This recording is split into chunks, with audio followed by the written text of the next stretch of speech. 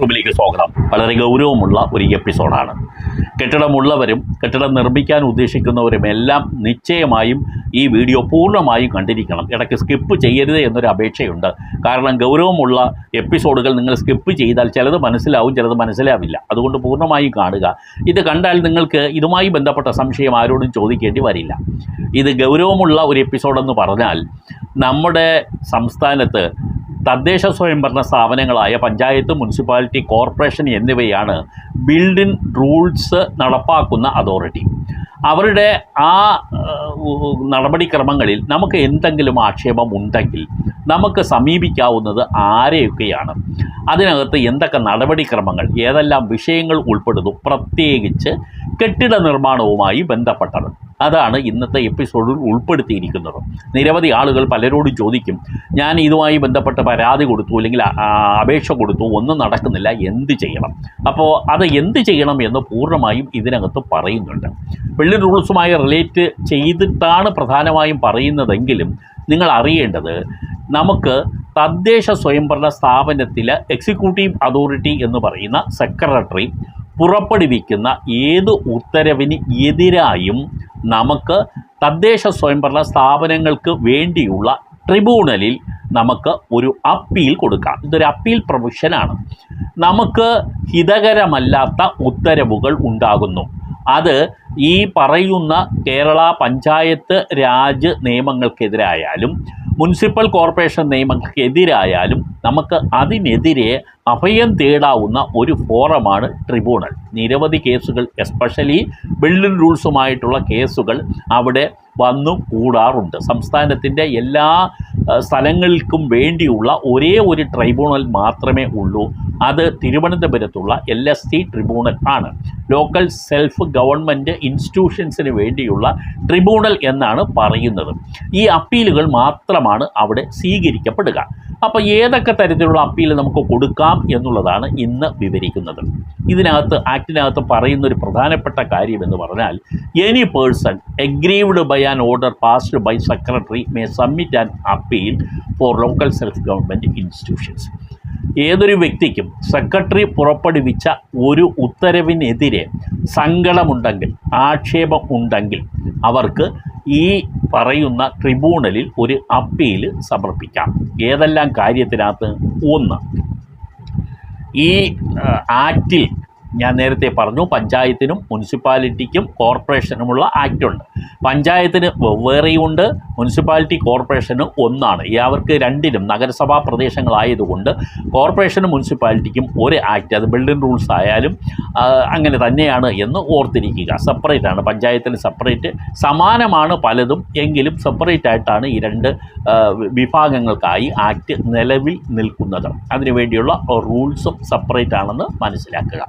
അപ്പോൾ അത് ഒന്ന്, ആക്റ്റിലടങ്ങിയ വ്യവസ്ഥയ്ക്ക് ദോഷകരമായ വിധം ഉള്ള ഒരു ഉത്തരവാണ് സെക്രട്ടറി ഇറക്കിയതെങ്കിൽ, അത് പഞ്ചായത്തിലെ ആയാലും മുനിസിപ്പാലിറ്റി ആയാലും കോർപ്പറേഷൻ ആയാലും ഇറക്കിയതെങ്കിൽ നിങ്ങൾക്ക് തീർച്ചയായും അപ്പീലായി കൊടുക്കാവുന്നതാണ്.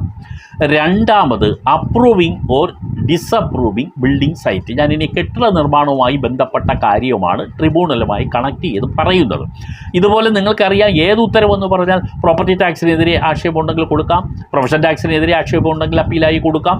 നിങ്ങൾക്ക് സെക്രട്ടറി ഇറക്കിയ ഏത് ഉത്തരവിന് എതിരെയും അവിടുത്തെ സ്റ്റാൻഡിംഗ് കമ്മിറ്റിക്കൊക്കെ നിങ്ങൾക്ക് അപ്പീൽ കൊടുക്കാവുന്ന പ്രൊവിഷൻസ് ഉണ്ട്. അവിടെയും നിങ്ങൾക്ക് നീതി കിട്ടിയില്ല എങ്കിൽ നിങ്ങൾക്ക് തീർച്ചയായിട്ടും ട്രിബ്യൂണലിനെ സമീപിക്കാം. അതിൽ ബിൽഡിങ്സുമായിട്ട് ബന്ധപ്പെട്ടതാണ് ഇനി ഞാൻ പറയുന്നത്. ഒന്ന്, അപ്രൂവിങ് ഒരു ഡിസപ്രൂവിങ് ബിൽഡിംഗ് സൈറ്റ്. നമ്മുടെ കെട്ടിടത്തിൻ്റെ സൈറ്റുമായി ബന്ധപ്പെട്ട ഒരു അപേക്ഷ നമ്മൾ കൊടുത്തു, അത് അപ്രൂവ് ചെയ്തതിനെതിരായിട്ട് ആക്ഷേപം ആർക്കെങ്കിലും ഉണ്ടെങ്കിൽ അവർക്കും അത് കൊടുക്കാം. ഇല്ലെങ്കിൽ ഡിസപ്രൂവ് ചെയ്തു, അംഗീകരിച്ചില്ല, അതിനെതിരെ കൺസേൺഡ് കക്ഷിക്കും കൊടുക്കാം. ക്ലിയർ ആയല്ലോ? നമുക്ക് ഒരാളിന് ബിൽഡിംഗ് പെർമിറ്റ് കൊടുത്താൽ, നമുക്ക് കൊടുത്തു, സെക്രട്ടറി കൊടുത്തു, പക്ഷേ അതിനെതിരെ നമുക്ക് ആക്ഷേപമുണ്ടെങ്കിൽ എന്ത് ചെയ്യാം? നമുക്ക് ട്രിബ്യൂണലിലെ അപ്പീൽ കൊടുക്കാം. ആദ്യം നിങ്ങൾ സെക്രട്ടറിക്ക് കൊടുക്കുക, തുടർന്ന് സെക്രട്ടറിക്ക് കൊടുത്തില്ലെങ്കിലും സെക്രട്ടറി അങ്ങനെ കൊടുത്ത ഒരു പെർമിറ്റിനെതിരെ നിങ്ങൾക്ക് ട്രിബ്യൂണലിൽ അപ്പീൽ കൊടുക്കാം. തീർച്ചയായിട്ടും ആ ബിൽഡിങ്ങിൻ്റെ നിർമ്മാണം നിർത്തിവെക്കാനുള്ള സ്റ്റേ ഓർഡറും നിങ്ങൾക്ക് ട്രിബ്യൂണലിൽ നിന്നും വാങ്ങാം. നിരവധി കേസുകളാണ് ഞാൻ കൈകാര്യം ചെയ്യുന്ന ആ വിഷയവുമായി ബന്ധപ്പെട്ടത്. കാരണം ആ ഭാഗത്ത് ഞാനൊന്ന് സ്പെഷ്യലൈസ് ചെയ്തു എന്നുള്ളത് കൊണ്ട് നിരവധി ആളുകൾ ഇതുമായി ബന്ധപ്പെട്ട കാര്യങ്ങളുമായി ബന്ധപ്പെട്ട് എന്നെ സമീപിക്കാറുണ്ട്. പക്ഷേ ബിൽഡിംഗ് റൂൾസുമായി ബന്ധപ്പെട്ട പല കാര്യങ്ങളും പലർക്കും അത് എന്ത് ചെയ്യണം, അനന്തര നടപടി ചെയ്യണം എന്ന് അറിയാത്തത് കൊണ്ടാണ് ഇത് ഞാൻ വ്യക്തമായും പറയുന്നത്. അപ്പോൾ ഒന്ന് ഞാൻ പറഞ്ഞു, അപ്രൂവിങ് ഒരു ഡിസപ്രൂവിങ് ബിൽഡിംഗ് സൈറ്റ് നിങ്ങൾക്ക് സംഭവിച്ചാൽ നമുക്ക് അപേക്ഷ കൊടുക്കാം, ഈ അപ്പീൽ കൊടുക്കാം. അപേക്ഷ എന്നല്ല അത് പറയുക, അപ്പീൽ എന്ന് മനസ്സിലാക്കുക. കാരണം താഴെ അത് പരിഹരിക്കപ്പെട്ടില്ലെങ്കിൽ അതിൻ്റെ മുകളിൽ ഉള്ള അപ്പലേറ്റ് അതോറിറ്റിക്ക് നമ്മൾ കൊടുക്കുന്നു എന്നുള്ളതാണ് ഈ ട്രിബ്യൂണലിലേക്കുള്ള അപ്പീൽ എന്നുള്ളത് കൊണ്ട് ഉദ്ദേശിക്കുന്നത്. 2, granting or refusing permit to execute a work. ഒരു ജോലി ബിൽഡിങ്ങുമായിട്ട് ബന്ധപ്പെട്ട ഒരു കാര്യം തന്നെയാണ്, അതുമായി ബന്ധപ്പെട്ട ഒരു ജോലി വർക്ക് ചെയ്യുന്നതിനുള്ള അനുവാദം നിരസിക്കുക, ഇല്ലെങ്കിൽ അനുവാദം നൽകുക. നിരസിക്കുകയോ അനുവാദം നൽകുകയോ ചെയ്യുന്നത് ഒരു കെട്ടിട നിർമ്മാണവുമായി ബന്ധപ്പെട്ട് അനുവാദം നൽകുകയോ നിരസിക്കുകയോ ചെയ്യുന്നത്, ഇത് രണ്ടും ആർക്കാണോ അതുമായി ബന്ധപ്പെട്ട് ഈ സങ്കടമുള്ളത് ഇല്ലെങ്കിൽ അതിനെതിരെ ആക്ഷേപമുള്ളത് അവർക്ക് ട്രിബ്യൂണലിൽ അപ്പീൽ ഫയൽ ചെയ്യാം. 4ാമത്തെ കാര്യം നമുക്ക് നോക്കാം. Confirming or modifying or cancelling the notice requiring alteration of works. നമ്മൾ ചെയ്തുകൊണ്ടിരിക്കുന്ന ഒരു നിർമ്മാണ ജോലി അത് നിർത്തിവെക്കാനുള്ള ഒരു നോട്ടീസ് കൺഫേം ചെയ്താൽ, അത് സ്ഥിരീകരിച്ചാൽ, ആ നോട്ടീസിൽ എന്തെങ്കിലും പരിഷ്കരണം വരുത്തിയാൽ ഇല്ലെങ്കിൽ അത് റദ്ദാക്കിയാൽ അതിനെതിരെ എന്തെങ്കിലും ആക്ഷേപം ഉണ്ടെങ്കിൽ നമുക്ക് ട്രിബ്യൂണലിൽ അപ്പീൽ കൊടുക്കാം.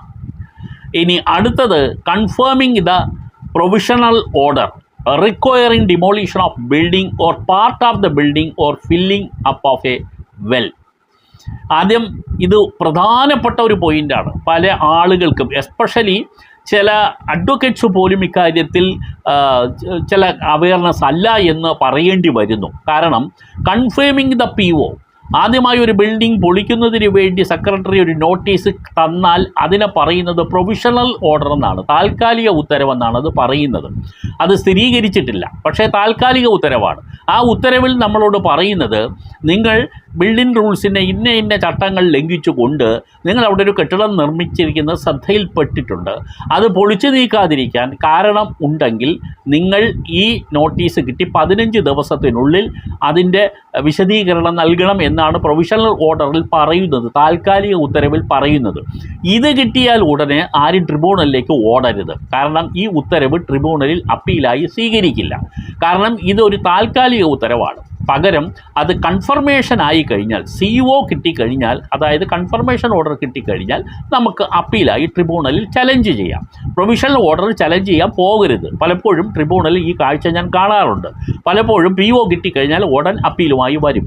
ട്രിബ്യൂണൽ കയ്യോടെ തള്ളിക്കൊടുക്കുകയും ചെയ്യും. കാരണം അത് എൻ്റർടൈൻ ചെയ്യാൻ ട്രിബ്യൂണലിന് കഴിയില്ല.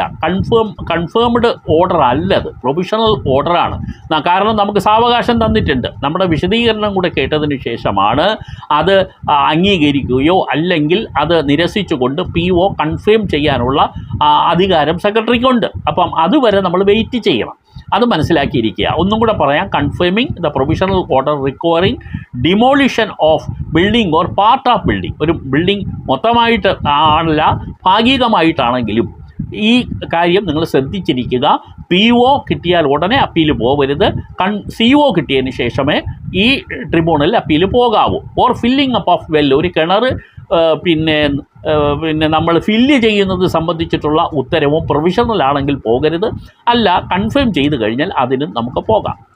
ഇനി construction or reconstruction, alteration, digging of well, erection of telecom tower, അതേപോലെ പോൾ സ്ട്രക്ചർ എന്ന് പറഞ്ഞാൽ തൂണ് നിർമ്മിക്കൽ, അതേപോലെ ഷട്ടറുകൾ മാറ്റിവെക്കൽ, റൂഫ് കൺവേർട്ട് ചെയ്യൽ, മേൽക്കൂര മാറ്റൽ, ഇതെല്ലാം തന്നെ നിങ്ങൾക്ക് റെഗുലറൈസ് ചെയ്യാൻ ഒരു നോട്ടീസ് കിട്ടി, റെഗുലറൈസ് ചെയ്യുന്നതിന് വേണ്ടിയുള്ള അപേക്ഷ അത് നിരസിക്കുകയോ അതുപോലെ അത് അംഗീകരിക്കുകയോ, അംഗീകരിച്ച് കഴിഞ്ഞാൽ എതിർകക്ഷികൾ ഉണ്ടെങ്കിൽ അവർക്ക് എന്തെങ്കിലും സങ്കടം ഉണ്ടെങ്കിൽ അവർക്ക് പോകാം. അപ്പോൾ ഇത്തരം അപേക്ഷകൾ കൊടുത്തു കഴിഞ്ഞിട്ടും അത് തികച്ചും അത് റിജക്റ്റ് ചെയ്തു വന്നാൽ നമുക്ക് അപ്പീലിന് പോകാം. ഞാൻ നേരത്തെ പറഞ്ഞല്ലോ, നിർമ്മാണം, പുനർനിർമ്മാണം, മോഡിഫിക്കേഷൻ, കിണർ കുഴിക്കൽ, അതുപോലെ ടെലികോം ടവർ നിർമ്മിക്കൽ, തൂണുകൾ നിർമ്മിക്കൽ, ഷട്ടറുകൾ മാറ്റൽ, റൂഫ് കൺവെർട്ട് ചെയ്യൽ, ഇങ്ങനെയുള്ള കാര്യങ്ങൾക്ക് നമ്മളൊരു അപേക്ഷ കൊടുത്ത്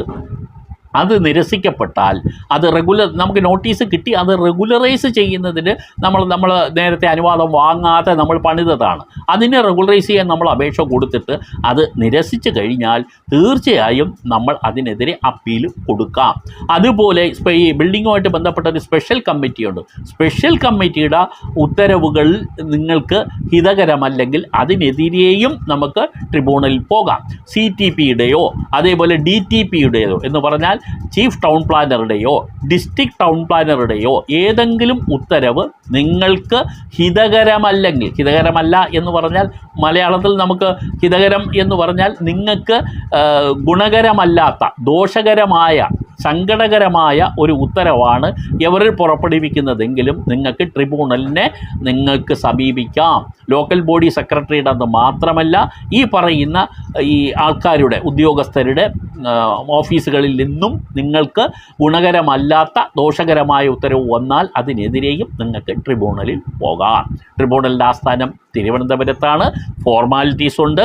ആ ഫോർമാലിറ്റീസ് എന്തൊക്കെയാണ് എന്നുള്ളത് അടുത്ത എപ്പിസോഡിൽ വിവരിക്കാം. ഇത്തരം ബിൽഡിംഗ് റൂൾസുമായി ബന്ധപ്പെട്ട പ്രധാനപ്പെട്ട കാര്യങ്ങളെല്ലാം ഈ ചാനലിൽ ഉൾപ്പെടുത്തുന്നുണ്ട്. ചാനൽ സബ്സ്ക്രൈബ് ചെയ്യുക, ഷെയർ ചെയ്യുക, ലൈക്ക് ചെയ്യുക. നന്ദി.